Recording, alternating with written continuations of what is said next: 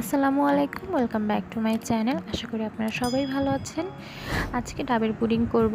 ডাবের পুডিং করতে আমার যা লাগছে তা হচ্ছে ডাবের পানি এবং ডাবের শাঁস, আর এক্সট্রা করে লাগছে আগার আগার পাউডার জমাট বাঁধার জন্য।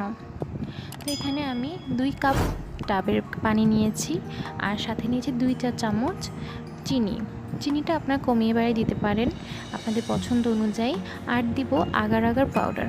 আগার আগার পাউডারটা মানে এটাকে জমাট বাঁধতে সাহায্য করবে। এখানে আমি 1 চা চামচ এবং আর 1 চামচের হাফ টিস্পুন দিয়ে দিলাম। এবার ভালোভাবে এটা আগে মিশিয়ে নিতে হবে। তারপরে আমি এটাকে চুলায় জাল করে নেব। খুব ভালোভাবে যেন মিশানো হয় সেদিকে খেয়াল রাখতে হবে, যেন কোনো দানা না থাকে। এরপরে একটি প্যানে আমি পানিটা দিয়ে দিব এবং কিছুক্ষণ নাড়াচাড়া করব। জাস্ট একটা বলক আসা পর্যন্ত আমি ওয়েট করব।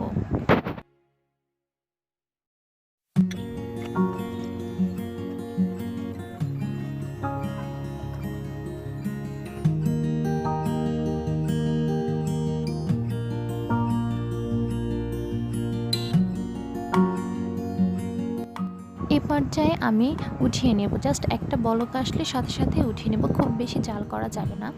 এবার যে পাত্রে আমি বানাবো সেই পাত্রে ঢেলে নেব। আপনারা চাইলে আগে থেকেই ভিতরে শাঁসটা দিয়ে তারপরে পানি দিতে পারেন, অথবা পানিটা দিয়ে তার উপরে শাঁসটা এভাবে দিয়ে দিতে পারেন। দুটোই করা যায়। আমি হালকা গরম অবস্থায় শাঁসগুলো দিয়ে দেব।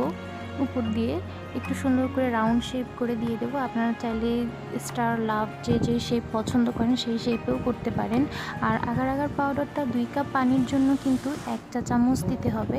আর আমি এখানে হাফ চা চামচ একটু বেশি দিয়েছি, কারণ আমি একটু শক্ত পছন্দ করি, তাই আপনারা চাইলে একটু কমিয়ে বাড়িয়ে ইউজ করতে পারেন। তো এভাবে আমি সবগুলো দিয়ে দিচ্ছি, একটু রাউন্ড শেপ করে চামচ দিয়ে সরিয়ে সরিয়ে দেবো, যেন একটার সাথে এটা লেগে না যায়, একটু দেখতে সুন্দর লাগে। তো আমি আগে যেটা করেছি সেটার ছবিটাও আপনাদের সাথে শেয়ার করেছি।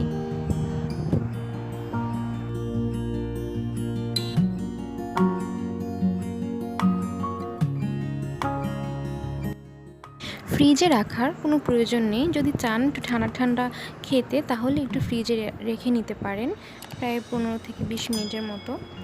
আর নর্মাল টেম্পারেচারে রাখলেও এটা জমে যাবে, প্রায় আধা ঘন্টার মতো সময় লাগবে। মানে এটা ঠান্ডা হলেই আস্তে আস্তে জমে যাবে।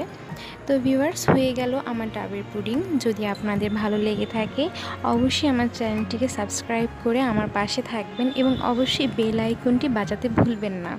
তো আজকের মতো এখানেই বিদায় নিচ্ছি। আল্লাহ হাফেজ।